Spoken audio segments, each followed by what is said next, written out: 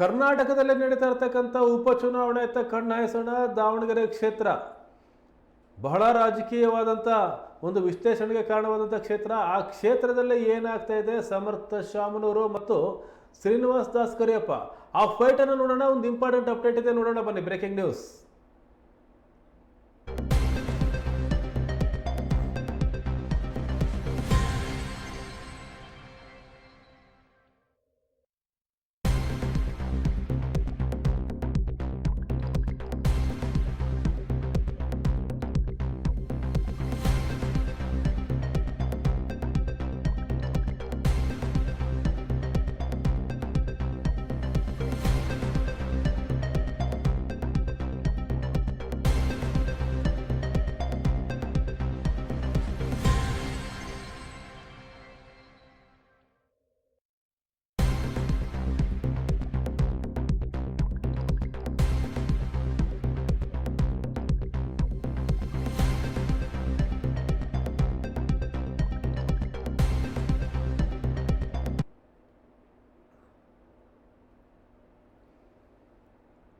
ದಾವಣಗೆರೆಗೆ ಸಂಬಂಧಪಟ್ಟಂತೆ ಇದು ಕಾಂಗ್ರೆಸ್ಗೆ ತುಂಬಾ ಮೇಜರ್ ಆದ, ತುಂಬಾ ಖುಷಿಯಾದ ಅಪ್ಡೇಟ್ ಅಂತ ಏನು ಅನ್ನಿಸ್ತಾ ಇಲ್ಲ. ದಾವಣಗೆರೆಯಲ್ಲಿ ಮತ ಎಣಿಕೆ ಶುರುವಾದಾಗ ಪೋಸ್ಟಲ್ ವೋಟ್ ಏನಿತ್ತು, ಆ ಸಂದರ್ಭದಲ್ಲಿ ಕಾಂಗ್ರೆಸ್ ಅಭ್ಯರ್ಥಿಗೆ ಮುನ್ನಡೆ ಸಿಕ್ತು. ಮೊದಲ ಸುತ್ತಿನಲ್ಲೂ ಸಹ, ಮೊದಲ ಸುತ್ತಿನಿಂದ ಹಿಡಿದು 6ನೇ ಸುತ್ತಿನವರೆಗೂ ಸಹ ಕಾಂಗ್ರೆಸ್ಗೆ ಹಿನ್ನಡೆಯೇ ಆಗಿತ್ತು. ಆದರೆ ಈಗ 7ನೇ ಸುತ್ತಿನಲ್ಲಿ ಕಾಂಗ್ರೆಸ್ ಅಭ್ಯರ್ಥಿ ಸಮರ್ಥ ಶಾಮನೂರು ಮುನ್ನಡೆ ಪಡೆದಿದ್ದಾರಂತೆ. ಜಾಸ್ತಿ ಮುನ್ನಡೆ ಏನಲ್ಲ, 3 ಓಟಿಂದ ಮುನ್ನಡೆ ಇದೆ. ಮುಂದಿನ ಸುತ್ತುಗಳಲ್ಲಿ ಏನು ಬೇಕಾದ್ರೂ ಬದಲಾಗೋದು, ಒಂದು 14-15 ಸುತ್ತುಗಳಲ್ಲಿ ಮತ ಎಣಿಕೆ ನಡೆಯುತ್ತೆ. ಆ ಸುತ್ತುಗಳಲ್ಲಿ ಏನು ಬೇಕಾದರೂ ಆಗ್ಬೋದು ದಾವಣಗೆರೆಯಲ್ಲಿ. ಆದರೆ 7ನೇ ಸುತ್ತಿನಲ್ಲಿ 3 ಮತಗಳ ಮುನ್ನಡೆ ಇದೆ ಸಮರ್ಥ ಶಾಮನೂರಿಗೆ. ಆದರೆ ಶ್ರೀನಿವಾಸ್ ದಾಸ್ ಕರಿಯಪ್ಪ ಈ ಹಿಂದಿನ ಸುತ್ತುಗಳಲ್ಲಿ ಅವರು ಅತಿ ಹೆಚ್ಚು ಮುನ್ನಡೆಯನ್ನು ಪಡಿತಾ ಬಂದರು. 1,000, 2,000, 3,000 ಮುನ್ನಡೆ ಎಲ್ಲ ಆಯಿತು. ಈಗ ಮುನ್ನಡೆಯನ್ನೆಲ್ಲ ಹಿಂದಕ್ಕೆ ಸಮರ್ಥ ಶಾಮನೂರು 7ನೇ ಸುತ್ತಿನ ನಂತರ ಕೇವಲ 3 ಮತಗಳ ಮುನ್ನಡೆ. ಅಲ್ಲಿ ಏನು ಮುಸ್ಲಿಂ ಮತದಾರರು ಒಳೆಯೇಟು ಕೊಟ್ರ ಕಾಂಗ್ರೆಸ್ಗೆ ಕೈ ಕೊಟ್ರ, ಆ ಥರದ ಸೂಚನೆಗಳು ಕಾಣ್ತಾ ಇದೆ. ಇಲ್ಲ ಅಂತಂದರೆ ಕಾಂಗ್ರೆಸ್ ಪಕ್ಷ ಅಷ್ಟು ತೀವ್ರವಾಗಿ ಪ್ರತಿಕ್ರಿಯಿಸಿ ಅಲ್ಲೇನು ಮುಸ್ಲಿಂ ನಾಯಕರಿದ್ರು ಅವರ ವಿರುದ್ಧ ಕ್ರಮ ಕೈಗೊಳ್ತಕ್ಕಂಥ ಒಂದು ಡ್ರಾಸ್ಟಿಕ್ ಸ್ಟೆಪ್ಗೆ ಹೋಗಬೇಕಾದಾಗತ್ತೆ ಇದ್ದಿಲ್ಲೇನೋ ಅಂತ ಈಗ ಗೊತ್ತಾಗ್ತಾ ಇದೆ. ಮುಖ್ಯಮಂತ್ರಿಗಳ ರಾಜಕೀಯ ಕಾರ್ಯದರ್ಶಿ ನಸೀರ್ ಅಹಮದ್ ಅವರನ್ನ ಕೆಳಗಿಳಿಸಿದರು. ಯುವ ಕಾಂಗ್ರೆಸ್ನ 4 ಅಧ್ಯಕ್ಷರನ್ನ ಕೆಳಗಿಳಿಸಿದರು. ಅಬ್ದುಲ್ ಜಬ್ಬಾರ್ ಅವರನ್ನ ಅಲ್ಪಸಂಖ್ಯಾತ ಘಟಕದ ಅಧ್ಯಕ್ಷ ಸ್ಥಾನದಿಂದ ಕೆಳಗಿಳಿಸಿದರು.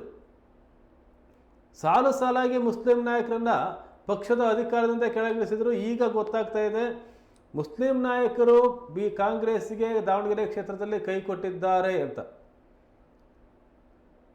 ಸರಿಸುಮಾರು ಒಂದು 80-85 ಸಾವಿರ ಮುಸ್ಲಿಂ ಮತದಾರರಿದ್ದಾರೆ ದಾವಣಗೆರೆ ಕ್ಷೇತ್ರದಲ್ಲಿ. ಹಾಗಾದರೆ ಇವರು ಯಾರಿಗೆ ಮತ ಹಾಕಿದರು? ಬಿಜೆಪಿಗೆ ಮತ ಹಾಕಿದ್ರಾ? SDP ಅಭ್ಯರ್ಥಿಗೆ ಮತ ಹಾಕಿದ್ರಾ? ಕಾಂಗ್ರೆಸ್ಗೆ ಮತ ಹಾಕಿಲ್ಲ ಅಂದರೆ ಯಾರಿಗೆ ಹಾಕಿದರು? ದಾವಣಗೆರೆ ಕ್ಷೇತ್ರದಲ್ಲಿ ಒಂದು ರೀತಿಯಾದಂಥ ವಿಚಿತ್ರ ಪರಿಸ್ಥಿತಿಯನ್ನು ಕಾಂಗ್ರೆಸ್ ಎದುರಿಸ್ತಾ ಇದೆ. ಗೆಲುವು ಖಚಿತ. ಶಾಮನೂರು ಶಿವಶಂಕರಪ್ಪ ಅವರು ಬಿಟ್ಟು ಹೋದ ಸ್ಥಾನ, ಅನುಕಂಪದ ಕಾರಣಕ್ಕಾಗಿ ಅವರ ಕುಟುಂಬದವರಿಗೆ ನಾವು ಟಿಕೆಟನ್ನು ಕೊಟ್ಟಿದ್ದೇವೆ ಅಂತ ಹೇಳ್ತಾ ಬಂದಂಥ ಕಾಂಗ್ರೆಸ್ ಹಿನ್ನಡೆಯನ್ನು ಕಂಡಿತ್ತು. ಈಗ 3 ಮತ ಮುನ್ನಡೆ ಇದೇನು ಬಹಳ ದೊಡ್ಡ ಮುನ್ನಡೆ ಅಲ್ಲ ಬಿಡಿ. ಇನ್ನು 8, 9, 10, 11, 12 ಈ ಸುತ್ತಿನಲ್ಲಿ ಏನಾಗುತ್ತೆ ಅದು ಬಹಳ ಮುಖ್ಯ. ಹಾವು ಏಣಿ ಆಟ ಕಾಣ್ತಾ ಇದೆ. ಮುನ್ನಡೆ 3 ಆಗಿರ್ಬೋದು, ಆದರೆ ಹಿಂದಿನ ಸುತ್ತುಗಳಲ್ಲಿ ಹಿನ್ನಡೆ ಅನುಭವಿಸಿದ್ದು. ಹಾಗಾಗಿ ಬಹಳ ತೀವ್ರವಾದ ಪೈಪೋಟಿ ದಾವಣಗೆರೆ ಕ್ಷೇತ್ರದಲ್ಲಿ ಕಾಣ್ತಾ ಇದೆ. ಹಾವು ಏಣಿ ಆಟ ಕಾಣ್ತಾ ಇದೆ. ಈಗ ಮತ್ತೆ ಸಮರ್ಥ ಶಾಮನೂರು 3 ಮತಗಳಿಂದ ಮುನ್ನಡೆಯನ್ನು ಪಡೆದಿದ್ದಾರೆ. ಈ 3 ಮತಗಳು ಏನಾಗುತ್ತೆ ಮುಂದಿನ ಮುನ್ನಡೆ ನೋಡಬೇಕಾಗಿದೆ. ಇಲ್ಲ ಅಂದರೆ ಕಾಂಗ್ರೆಸ್ಗೆ ಅಲ್ಲಿ ಸೋಲು ಖಚಿತ ಅಂತಕ್ಕಂಥ ಪರಿಸ್ಥಿತಿ ಬಂದ್ಬಿಡುತ್ತಾ ಅಂತ. ಅದು ದೊಡ್ಡ ಮುಖಭಂಗ ಕಾಂಗ್ರೆಸ್ ಪಕ್ಷಕ್ಕೆ ದಾವಣಗೆರೆಯಲ್ಲಿ ಸೋತ್ರೆ.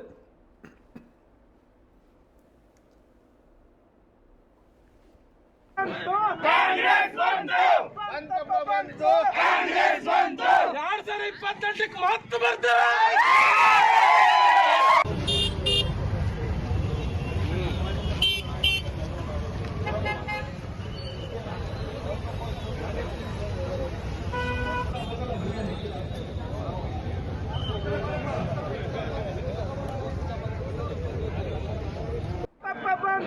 ಕಾಂಗ್ರೆಸ್ ಬಂತು 2028ಕ್ಕೆ ಮತ್ತೆ ಬರ್ತೇವೆ.